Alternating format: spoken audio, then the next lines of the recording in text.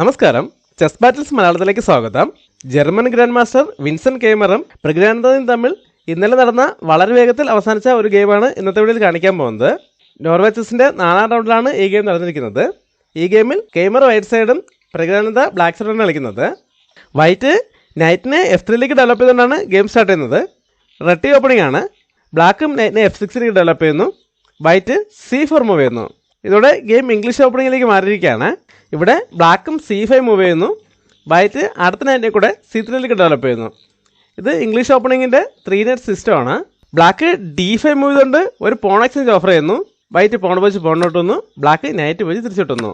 ഇവിടെ ഇപ്പോൾ വൈറ്റ് ഈ നൈറ്റുകൾ തമ്മിൽ എക്സ്ചേഞ്ച് ചെയ്യാൻ ശ്രമിക്കുകയാണെങ്കിൽ ബ്ലാക്കിനെ ക്വീന് വെച്ച് തിരിച്ചുവിട്ടാം. ഇതോടെ ബ്ലാക്കിൻ്റെ ക്വീൻ ബോണിൻ്റെ സെൻറ്ററിലേക്ക് വരുമെങ്കിലും ആ ക്വീനെതിരെ പെട്ടെന്നൊരു അറ്റാക്ക് കൊടുക്കാൻ വൈറ്റിന് സാധിക്കില്ല. അതുകൊണ്ട് വൈറ്റ് ഇപ്പോൾ ഇങ്ങനെ ഒരു എക്സ്ചേഞ്ചിലേക്ക് പോകുന്നില്ല. E4 മൂവ് ചെയ്തുകൊണ്ട് നൈറ്റിനെതിരെ അറ്റാക്ക് കൊടുക്കുന്നു.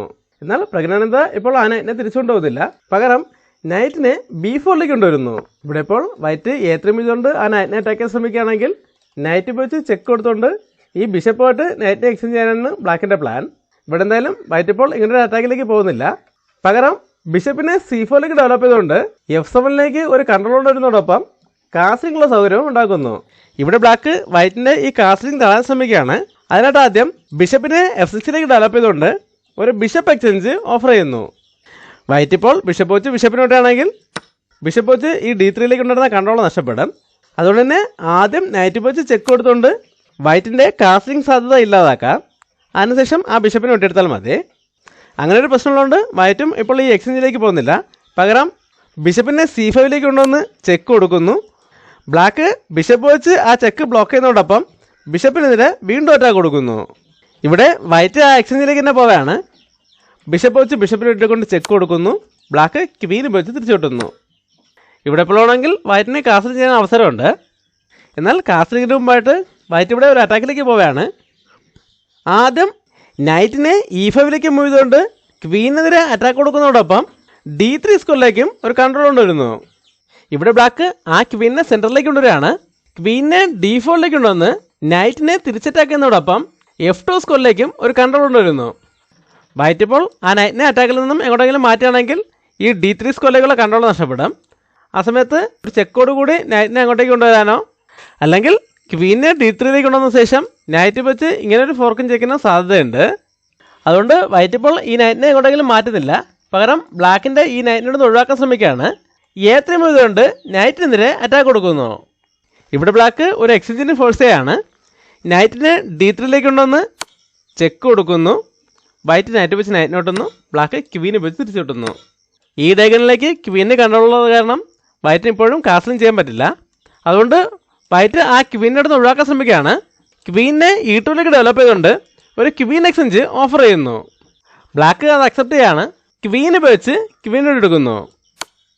ഇവിടെ ഇപ്പോൾ വൈറ്റിന് 2 ഓപ്ഷനാണുള്ളത്. ഒന്നുകിൽ നൈറ്റ് വെച്ചിട്ടെടുക്കാം, അല്ലെങ്കിൽ കിങ് വെച്ചിട്ടെടുക്കാം. ക്വീനുകൾ ബോർഡിൽ നിന്ന് ഒഴിവാക്കപ്പെട്ട് കഴിഞ്ഞാൽ എൻഡ് ഗെയിമിൽ കിങ് വളരെ പ്രധാനപ്പെട്ടൊരു അറ്റാക്കിംഗ് പീസായി മാറുന്ന എൻഡ് ഗെയിം പ്രിൻസിപ്പിൾ അനുസരിച്ചാണ് കെയ്മർ അടുത്ത മൂവ് ചെയ്യുന്നത്. നൈറ്റ് വെച്ച് ക്വീനോട്ട് എടുക്കുന്നില്ല. പകരം കിങ് വെച്ച് ക്വീനോട്ട് എടുത്തുകൊണ്ട് കിങ്ങിനെ സെൻറ്ററിലേക്ക് കൊണ്ടുവരുന്നു. ഇനി ഈ ബിഷപ്പിനെ കൂടെ ഇവിടെ നിന്ന് മാറ്റിക്കഴിഞ്ഞാൽ കാസ്റ്റിംഗ് ചെയ്യാതെ തന്നെ വളരെ വേഗത്തിൽ ഈ റൂക്കൾ തമ്മിൽ കണക്ട് ചെയ്യാനും പറ്റും. ഇവിടെ ബ്ലാക്ക് അടുത്ത പീസിനെ കൂടെ ഡെവലപ്പ് ചെയ്യാണ്. നൈറ്റിനെ C6ലേക്ക് ഡെവലപ്പ് ചെയ്യുന്നു. വൈറ്റ് D3 മൂവ് ചെയ്തുകൊണ്ട് ബിഷപ്പിൻ്റെ ഡയഗണൽ ഓപ്പൺ ചെയ്യുന്നു. ബ്ലാക്കും E6 മൂവ് ചെയ്തുകൊണ്ട് ബിഷപ്പിൻ്റെ ഡയഗണൽ ഓപ്പൺ ചെയ്യുന്നു. വൈറ്റ് ബിഷപ്പിനെ E3ലേക്ക് ഡെവലപ്പ് ചെയ്തുകൊണ്ട് റൂക്കൾ തമ്മിൽ കണക്ട് ചെയ്യുന്നു. ബ്ലാക്കും ബിഷപ്പിനെ E7ലേക്ക് ഡെവലപ്പ് ചെയ്യുന്നു. ഇതുവരെ യാതൊരു പ്രശ്നങ്ങളുമില്ല. രണ്ടുപേരും വളരെ മികച്ച രീതിയിൽ പീസുകൾ ഡെവലപ്പ് ചെയ്തുകൊണ്ടിരിക്കുകയാണ്. ഇവിടെ ഇപ്പോൾ ഈ C ഫയൽ പകുതി ഓപ്പണായി കിട്ടിയിട്ടുണ്ട്. വൈറ്റ് ആ ഫയൽ പിടിച്ചെടുക്കാൻ ശ്രമിക്കുകയാണ്. അതിനായിട്ട് ആദ്യം റൂക്കിനെ C1ലേക്ക് കൊണ്ടുവരുന്നു. എന്നാൽ ബ്ലാക്കും ഈ C ഫയൽ വിട്ടുകൊടുക്കാൻ തയ്യാറല്ല. അവിടേക്ക് കൂടുതൽ കൺട്രോൾ കൊണ്ടുവരാൻ ശ്രമിക്കുകയാണ്.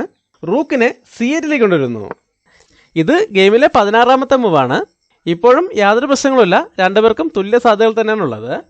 ഇവിടെ വൈറ്റ് അടുത്ത റൂക്കിനെ കൂടെ C1ലേക്ക് കൊണ്ടുവന്ന് ഈ C ഫയൽ പൂർണ്ണമായിട്ടും കൺട്രോൾ ചെയ്യാൻ ശ്രമിക്കുകയാണ്. അതിനായിട്ട് C1ലെ റൂക്കിനെ C2ലേക്ക് മൂവ് ചെയ്യുന്നു. ഇത് വൈറ്റിൻ്റെ ഭാഗത്തു നിന്നും സംഭവിച്ച ചെറിയൊരു മിസ്റ്റേക്ക് ആയിരുന്നു. എന്നാൽ പ്രഗ്നാനന്ദ ആ മിസ്റ്റേക്ക് വളരെ വേഗത്തിൽ തിരിച്ചറിയാണ്. അത് മനസ്സിലാക്കിക്കൊണ്ടാണ് അടുത്ത മൂവ് ചെയ്യുന്നത്.